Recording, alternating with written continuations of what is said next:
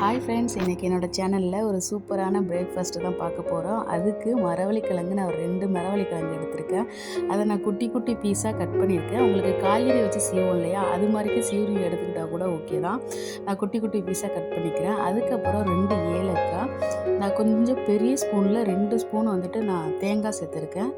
வளவளப்பாக இருக்கக்கூடாதுங்கிறதுக்காக 2 teaspoon வந்துட்டு நான் ரவை சேர்த்துருக்கேன். ரவை சேர்த்த பிறகு அரிசி மாவு 2 ஸ்பூன், அந்த பெரிய ஸ்பூன்லேயே நான் சேர்த்துருக்கேன்.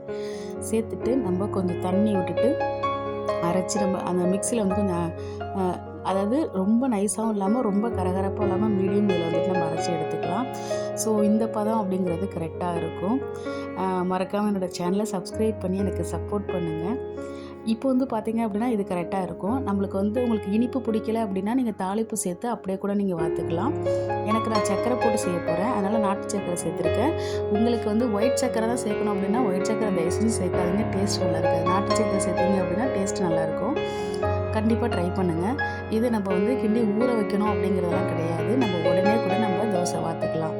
தாளிப்பு சேர்த்திங்க அப்படின்னா கார தோசை மாதிரிக்கே இருக்கும். ஒரு பிஞ்சு சால்ட்டு சேர்த்துக்கோங்க. நம்ம என்ன தான் இனிப்பு சேர்த்தாலுமே அதை என்ஹான்ஸ் பண்ணி கொடுக்குறது ஒரு பிஞ்சு சால்ட்டு தான். கொஞ்சமாக சால்ட்டு சேர்த்துட்டு மாவை ஊற வைக்கிறங்கிறது கிடையாது. நம்ம இப்போ தோசைக்கல்ல நெய் இல்லது ஆயில் சேர்த்துட்டு நம்ம வந்து தோசை போட்டுக்கலாம்.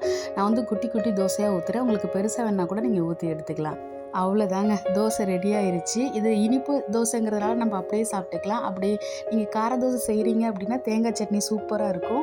ஸோ கண்டிப்பாக ட்ரை பண்ணுங்கள். மறக்காமல் என்னோடய சேனலுக்கு சப்ஸ்கிரைப் பண்ணி எனக்கு சப்போர்ட் பண்ணுங்கள். ஸோ மார்னிங் பிரேக்ஃபாஸ்ட்டுக்கு சூப்பராக இருக்கும்.